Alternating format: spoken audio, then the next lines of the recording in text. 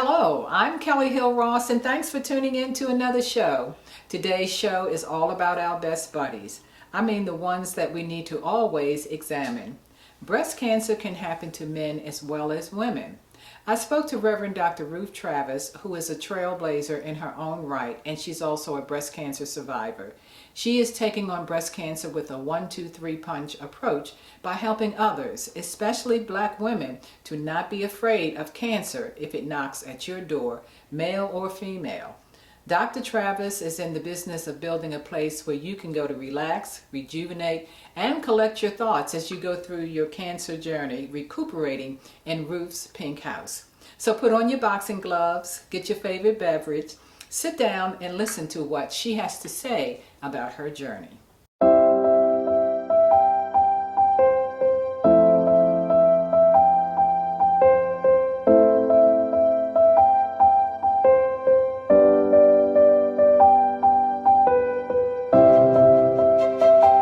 Ruth, I want to thank you so much for appearing on the Kelly Hill Ross Show, and thank you for your time.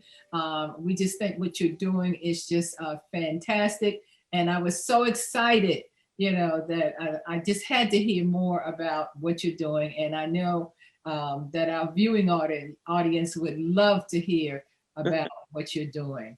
So, welcome to the Kelly Hill Ross Show. Thank you, Gloria. I still call you Gloria. And I want to thank you for this opportunity to share my story.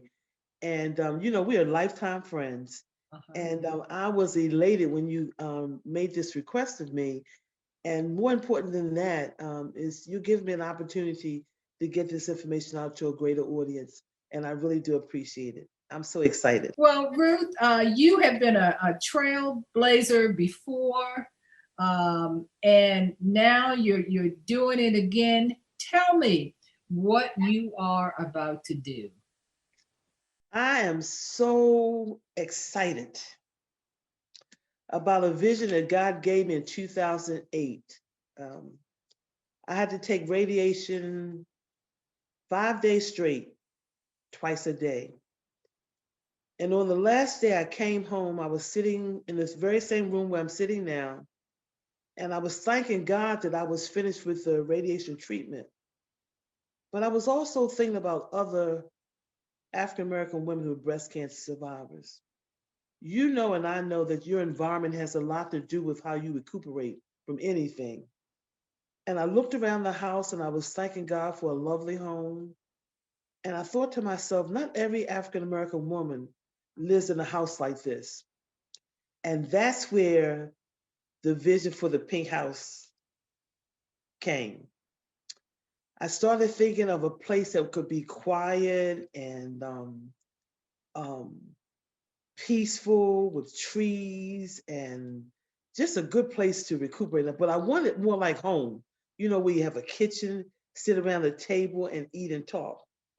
And so the house has not been built yet, but I've been using the donations that have been given to the Pink House, and people have been very generous with me. And I have been providing resources for breast cancer survivors. Why did you feel the need to help Black women? Oh my goodness, yes. I attended Susan G. Coleman's conference in 2017. And Susan G. Komen organization is one of the largest breast cancer organizations in the world. And there were three African American breast cancer surgeons who spoke at that conference. Two of them are breast cancer survivors. And this is the research that they shared. They said African American women are getting breast cancer at an earlier age than white women. African American women, secondly, breast cancer is more aggressive than the breast cancer in white women. And finally, white women get the best care.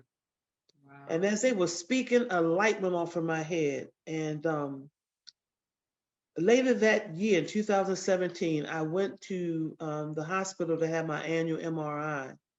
And I was telling the white technician about the pink house. And with tears in her eyes, she said, Miss Travis, I'm so glad you're doing that. And I get teary eyed on this one.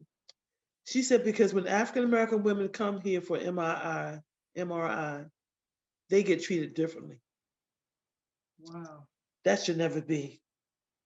And so when I heard those words from her, the passion for this pink house became even more of a calling for me. And I knew that I had to do something. I had to do something. I know I can't save every African American woman who has breast cancer, but let me start with the general area where I live. So, when you found out you had breast cancer, what was the experience like? Devastated, for lack of a better word. I'm 62 years old at the time I'm diagnosed. I had been taking a mammogram since I was 40. That's 22 years of breast exam. And I immediately asked God, how long do I have to live? And that question came up because anytime you hear the C word, you hear the word cancer, you think of death because right now there is no cure for it. And so I'm sitting on the examining table while the doctor is looking at my mammogram on the screen. And I said to myself, let me think of all the positive words that begin with C, because my mind was just freaking out. And I knew I had to bring myself to some kind of composure so I could stop thinking out of my emotions and begin to think with my head. So my doctor's looking at the screen, and in my mind, I started thinking of words like Christ, because I'm a Christian, cruise, candy, cake, clothes, car, anything that would keep me from that D word of death. And I heard God say to me, as clear as I'm talking to you, this is not sickness until death. And I responded back to God, okay, how are we getting through this? And that was the beginning of a positive attitude about dealing with breast cancer right there in the doctor's office. And I want to give a shout out right here to the Susan G. Komen organization and my friend Gretchen Derowitz. Susan G. Komen organization basically is earmarked for white women, but they have done a yeoman job with me in getting this information to the Black community. And I want to give them a second shout out. Gretchen was able to give me 300 of the Susan G. Komen bags. In the bag is a journal with a pen, a pair of footies, and a resource directory. In that directory are lots of resources where survivors can go and get help on their journey. Most Black women do not know about the resources that are available.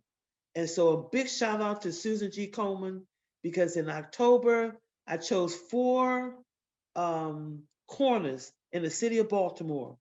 And I had a team of maybe 10, 15 breast cancer survivors with me, all dressed in our pink, had our mask on, and we stood in the corner and waved, and people stopped, and we gave out these bags. And so the last Saturday in October, we had given out 300 of those bags.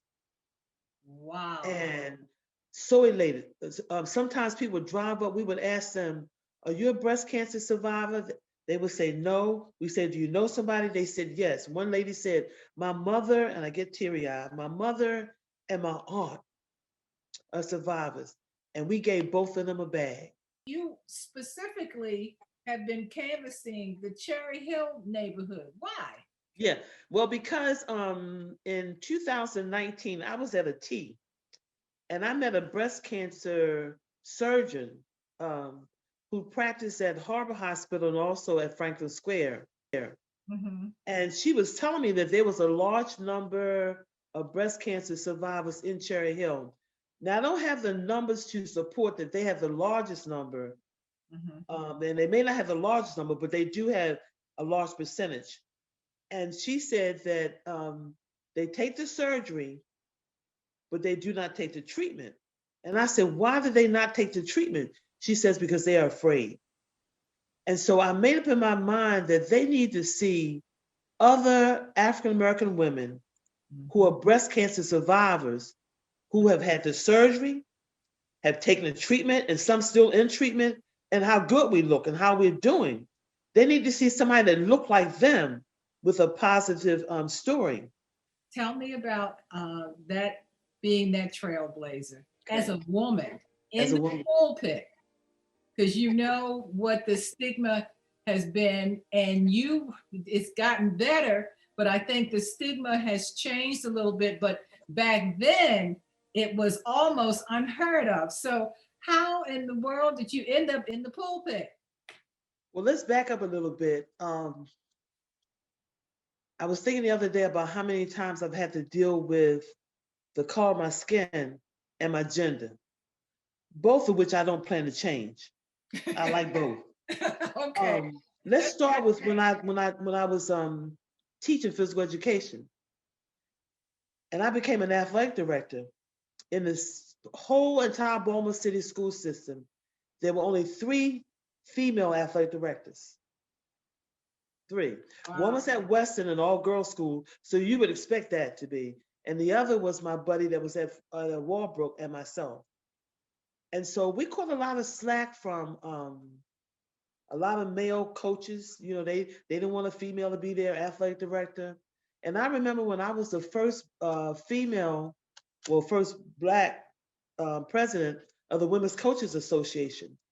I was able to get with the president of the Baltimore Teachers Union, and we negotiated. Well, the teachers union negotiated on our behalf so that women would get the same pay for coaching that the men got. And on the day that that rule was made, one of the coaches at another school, whose name I would not called me up and cursed me out. You women don't deserve all that money. I thought he was joking. Wow. And I said, I'm not gonna call his name. I said, stop talking to me like that. Stop playing. I'm not playing. It broke my heart. His wife was a physical education teacher and coach. Oh, wow. That's But he deserves. So I remember that vividly because now when I look at women on TV walking the sidelines, you know, have all these um, positions as athletic director, I'm like, you know what, God, I'd have a Nike contract. I could be making a lot of money because I was on my way to becoming a college basketball coach. I coached Compton's women's team for 2 years, was going to all the conventions and workshops and everything. And in the midst of doing that, I got called to preach. And so I'm like, I'm doing all this preaching, God, but I could be making money because I could have a Nike contract. I could be on TV. But the call came, and I struggled for like 6 months with accepting the call because I grew up in a Baptist church where women just started preaching there like yesterday. uh-huh. And I struggled. I struggled with the call. And I joined Bethel AME Church was in Reverend Bryan, it's now Bishop John Bryan, and Reverend Cecilia Williams Bryan. And when I went to Bethel, I was like, what kind of cult is this? All these women in the pulpit, what is this? And as I grew in my knowledge and faith in the Lord, and then heard God's call, I struggled for a while. And finally, when I started losing weight during this struggle, I said, no, no, no, we got to get this right. So I accepted the call. And so Reverend Bryan at the time, because I announced it one Sunday in church, he started laughing when I came to the altar. He said, yeah, she's been over there at Lake Clifton leading all those ball players to Christ. And the day she comes and accepts her call to preach, and the church started clapping, and I was crying. I was like, I wish you would stop clapping because this is not funny. And so that's when I accepted my call. And I preached my trial sermon Uh-huh. in 1981 at Bethel AME Church under the Reverend John Bryant and Reverend Cecilia Williams Bryant. Still, In closing, what kind of advice would you like to give to others? well, remember this, and this is for you if you are a breast cancer survivor or you're not a breast cancer survivor. Mhm. You're still here on purpose, for purpose. God has something for you to do to make life better for somebody else. God does not intend for you just to live this good life just for you. He's put a gift in you, and the gift is to be given away. And so to all the breast cancer survivors, I want to say this. Your diagnosis is not a death sentence. It is a license to live your life on purpose. Let me say it again. Your diagnosis is not a death sentence, but it is a license to live your life on purpose. And I want to add to the words of Jill Scott, live your life like it's golden, because your life is golden. And you're right.